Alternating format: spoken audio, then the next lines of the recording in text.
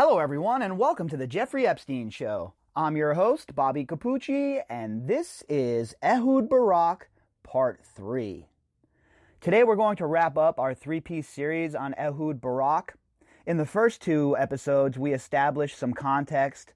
We did some backstory. We were talking about how Ehud Barak has stated that he had never been at Jeffrey Epstein's before around young women, and that is obviously a lie. So we went back and we painted the background a little bit so that there was some more meat on the bone and a little bit more context for this story while we're looking at it and reading it.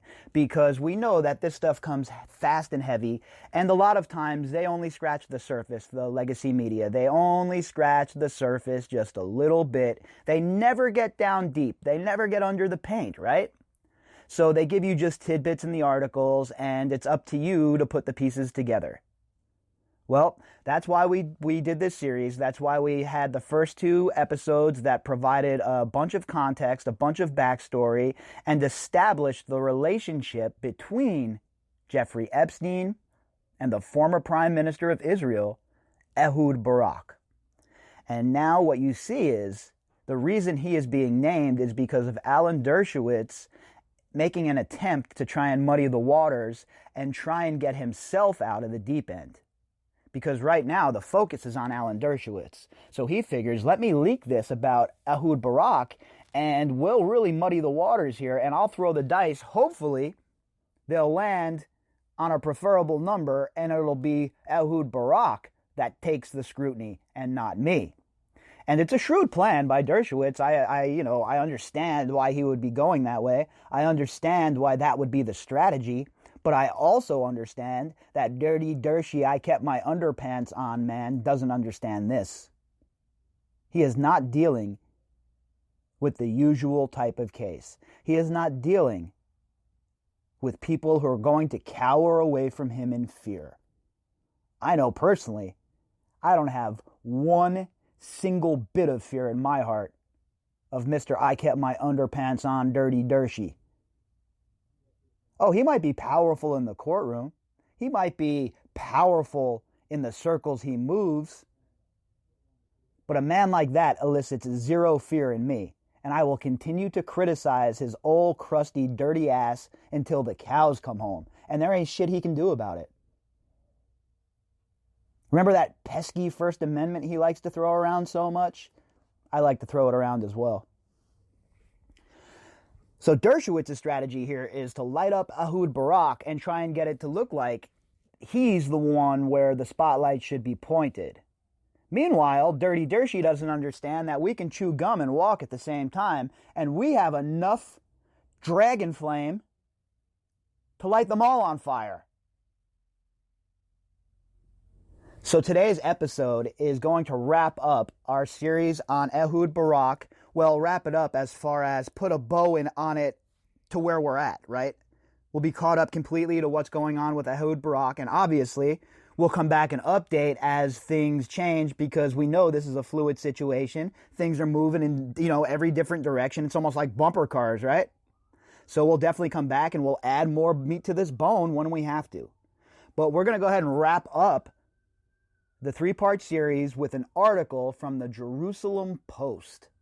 And now remember, the other articles I read were from August and July of 2019.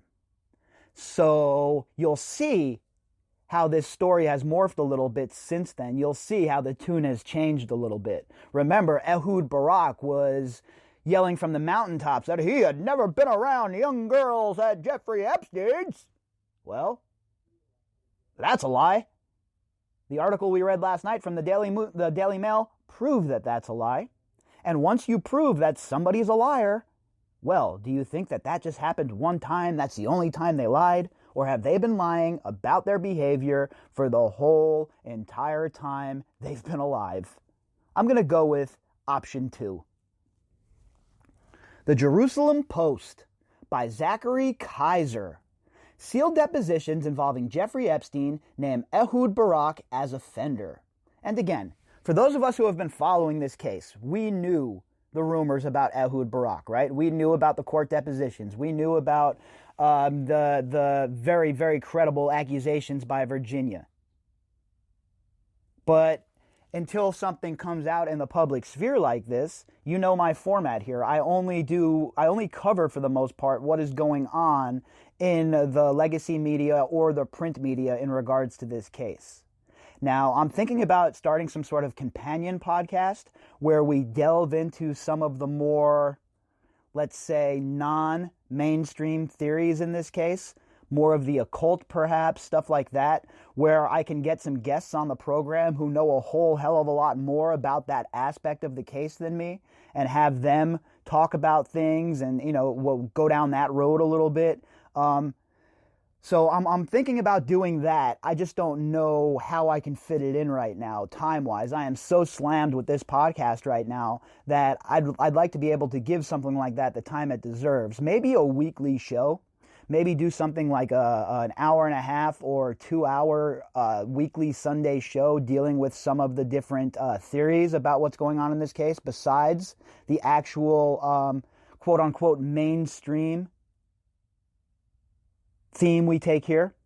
And it's definitely something I've been thinking about. But on this podcast, the format here is to continue with this sort of print media and so-called legacy media and reading between the lines.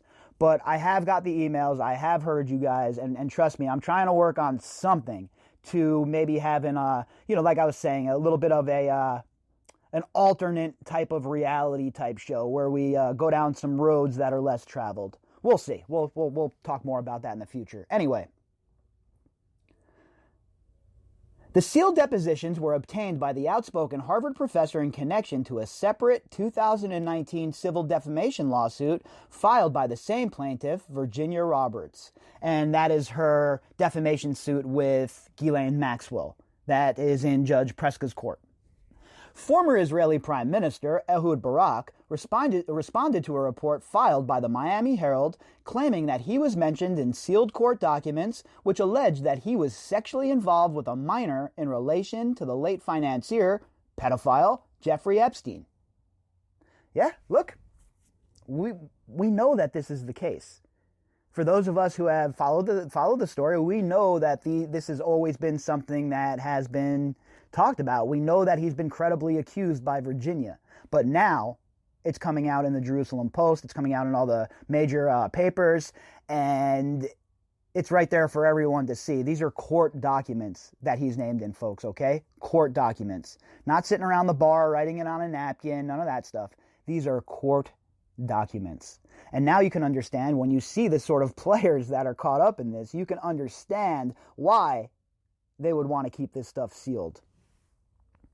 Barak's name was inserted into the article in order to push aside the allegations against Dershowitz, Barak said in a statement, according to N12. And this is interesting and very important to follow. This is what I've been talking about. These people will eat their own. It is all about self-preservation in cases like this. Do you really think Ehud Barak gives two shits about Alan Dershowitz?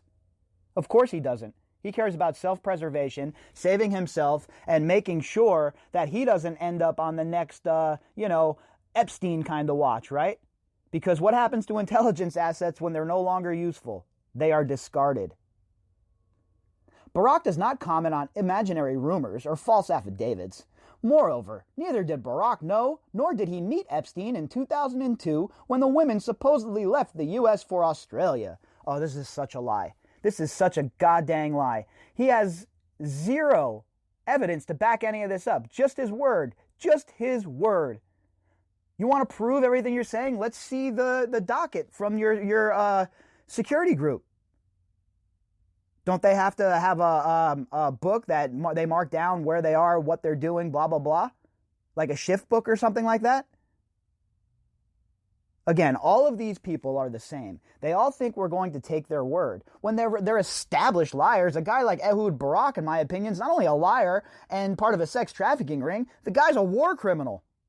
But I'm going to sit here and just take everything you have to say at face value there, Mr. Ehud Barak. Yeah, that's never going to happen.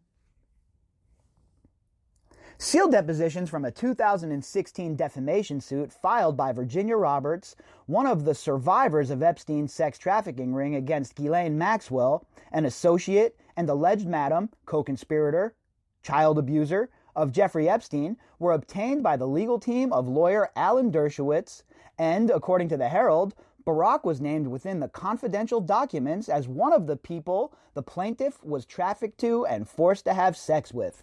And now I had the question of, where did Dershowitz's team get access to these documents? Well, they were given the documents by Sigrid McCauley and the lawyers for Virginia on an order from Judge Preska.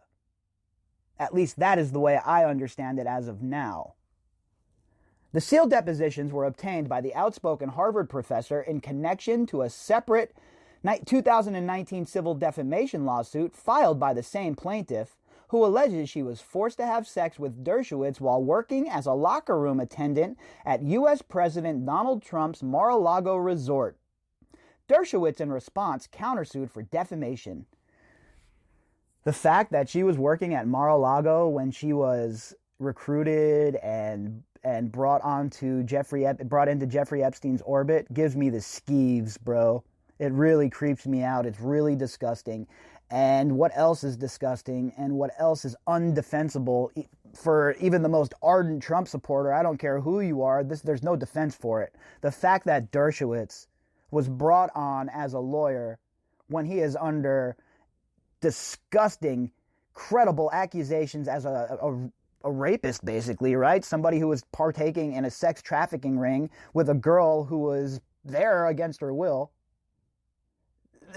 This is the kind of man that Donald Trump is going to put in front of the world as his lawyer, especially from where I'm sitting. It was a slam dunk for Trump in that Ukrainian nonsense anyway. He didn't need Dershowitz. Plenty of good constitutional lawyers would have been able to hammer that point home. It's not a defense of Trump by any means, but the Democrats shit the bed. They don't know what they're doing. They don't know their ass from their elbow at this point. They wouldn't know good politics if it dropped out of a helicopter and landed on their head.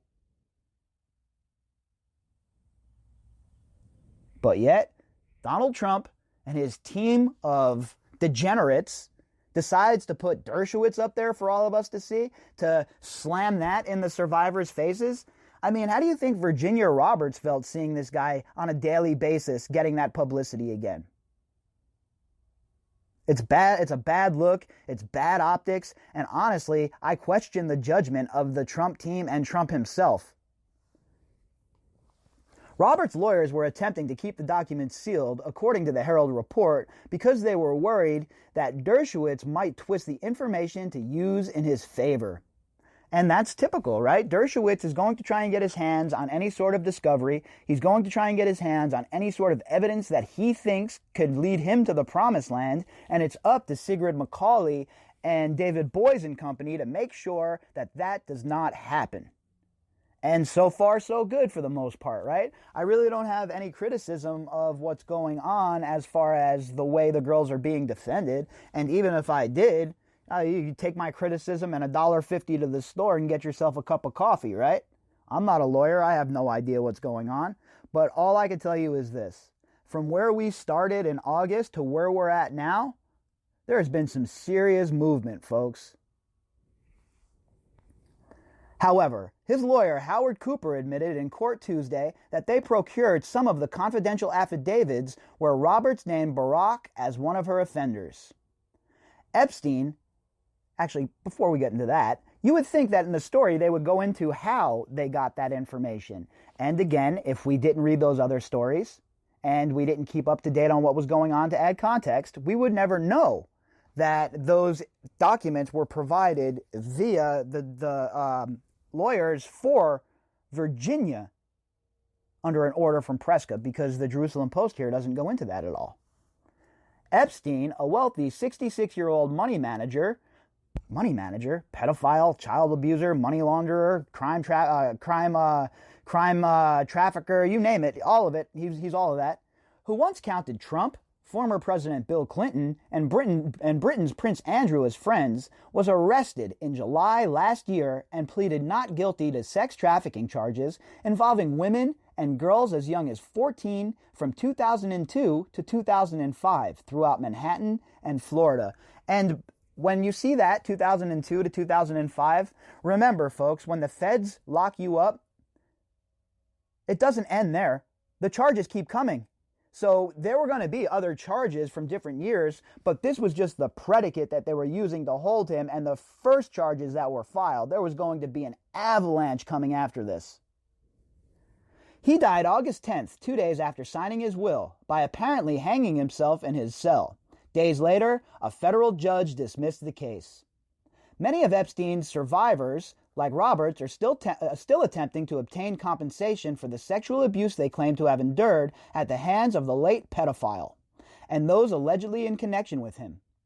Roberts recently appeared on the Netflix series Jeffrey Epstein Filthy Rich, amid her legal battles with Dershowitz and Maxwell, where she candidly detailed her association with Epstein.